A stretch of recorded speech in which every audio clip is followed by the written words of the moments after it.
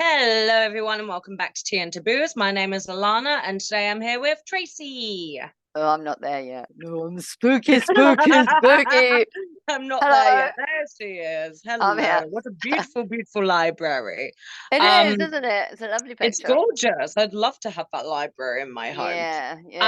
I'd just love to have the home with the library. Now, Trace and I were talking about, because a little while ago when we first started our YouTube series, we decided to sit down and have a talk about sex, didn't we? That was one of our first aired videos when Ezra was still with us, and he actually featured in that video. Let's and talk we about thought that sex, baby. Let's talk about you and me, but not in a good way. Not today. Yeah. There's no fun. We thought we'd take a more adult approach today about sexual content and what's happening in the world. Well, an adult approach. I mean, look at what I'm starting with here, folks. Sex jokes. Yeah. And they haven't got the jokes up here. They've just got some comedians. Who have we got here? We've got, is that Bill Burr, Jimmy Carr? And I have no clue who the others are. She's quite funny, the one in the middle. And she actually, I think she plays, I don't know if you ever saw the series Big Mouth. No. It's a very sexual show on Netflix. And she actually plays a cartoon. It's a cartoon. She's a voiceover. It's very fun. It's very fun. So she actually stars in it at some point. But it's all about to do with sex, hormones, sexual health, puberty, and it's just hilarious. Directed by Nick Kroll. So if you do get a chance, you'll probably really enjoy it. It's very dirty though, folks. So well, yeah, that's the whole point, isn't it? I mean, we have got comedians sort of like normalizing sex jokes and stuff like that. And I'm not saying that they're trying to normalize the bad. Yeah. You know, I'm not saying they're trying to normalize sex trafficking, but it does. Women essentially, I mean, they always said that women aren't funny, but men assume that they're being funny by basically insulting women. Yes, a lot of the time. That's so true. Not all of them, but a lot of them. Not all of them, but a lot of them still do that. Ali Wong is a particular favorite because she doesn't just talk about sex. She talks about, like, she always does her shows pregnant, which is quite funny as well. Yes, I've seen her. So she's always talking about sex, and she gets really into the nitty gritty. Talks about, like, kind of you know, going down on people, how you should have gusto and enthusiasm, and she actually acts it out and stuff, and it's quite funny. But yes, there's certainly more there's less taboo with sex these days. I don't know what happened. I feel like over the pandemic, everyone just started being more open about things. I feel like because we're all stuck inside, well, basically all we needed to do was tell everybody that we were pooping regularly. You know, that's what Twitter's for goodness sake. There was literally nothing to do but talk online. So I feel like it almost opened sesame to a whole multitude of things. It literally opened Pandora's box to literally throw hope out the window when it went. Yeah, exactly. Sorry if it's loud, folks. Banging upstairs.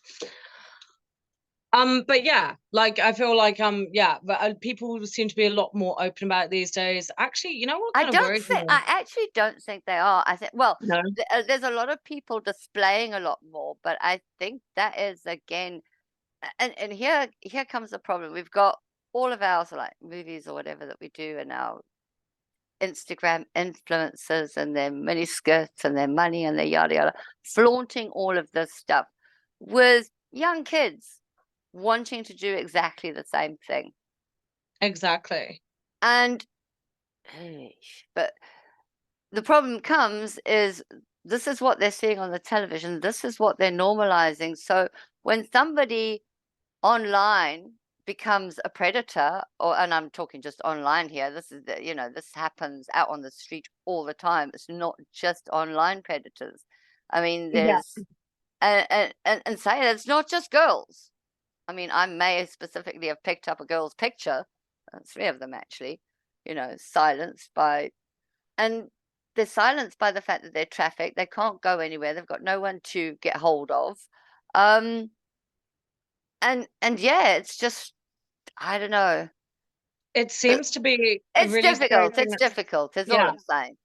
It's actually more, there's a lot of stories and things that I'm even hearing very close to home for me. So this is actually happening around Christmas time, where women were, they were shopping at Walmart, they were going to these big malls and outlets, and those zip tag things, Ziploc weird things. Zip Those sort of ties. plastic things. Yeah, those things. They're actually wrapping them around people's car handles so that the person will be like, what the hell is this? And they'd faff around with it and they're trying to get it off, and then that's when they're targeted because they're so distracted by what is this on my car, and then they're trying to get it off perfect. That's when they're attacked.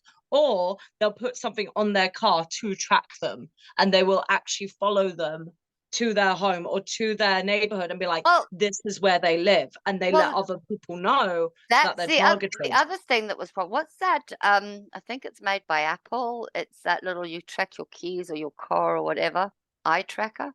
An eye tracker. Something like that. Yes, yes, there is actually something like that that you can put on cars and things. I mean, you've got people who want to be who are stalkers, so they can just attach it to you, so they know exactly where you are. Then there's that follow me and find my phone app type of thing, which is great when you want to find your phone. But when somebody's using it as a tool to stalk you, harass you, It's terrifying. It's it is. absolutely terrifying. I mean, You know, I yeah. saw a meme the other day on Facebook, which basically said it's weird that, and not word for word, I'm sure I haven't got it word for word, about them saying that women are literally the only ones who interact closely with their only predator. Mm-hmm. Mm-hmm. That's And I'm terrifying. sure they said it far funnier than I just popped it out of my head. I was trying to remember the words and it wasn't easy. But yeah, it's a case of, everywhere we go, especially Yeah. in the dark on your own. Yeah. Um, you've got keys between your fingers. You're thinking, who's going to attack me if I smile too wildly? And they're going to get the wrong impression. I'm just trying to, they tell you when you do, when you're not smiling, they tell you to smile. And when you do smile, they think there's people out there that think that they can just rape you or attack you or, Exactly. so I'm it's weird. yeah. The whole, I mean, we had all sorts of issues with people, especially sort of like the flashes of the olden days. They'd Yeah. sit in their cars and they'd call you over asking for direction, and then they'd be doing something rude underneath the map book, or they'd be flashing you with with their coats in the middle of the park type of thing. And there was Yeah. always the case of sort of like stranger danger. Don't go with anybody who gives you sweets. But nowadays, I think everybody's so busy trying to look for attention. Say, "Oh, come and have a selfie with me," and whoop, you're gone. Well, that's it, right.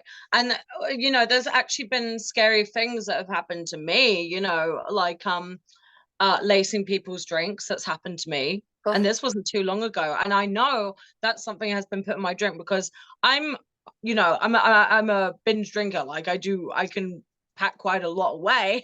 being So British and all. yeah, being British, no, I can drink my beer quite happily. I know my limits. And I swear I went out, and this was this year. I went out and I only had 2 drinks, but the second one afterwards, I almost felt like I was on hallucinogens. It's almost like I felt very everything became much more visual. I was kind of just like really sort of dizzy.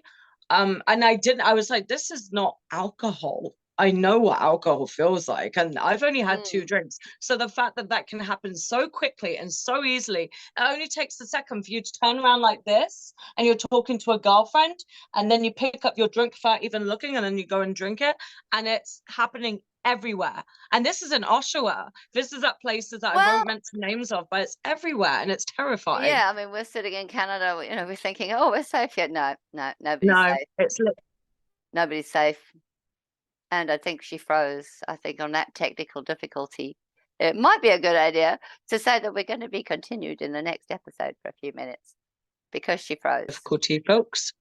So, no, we're going to be continued.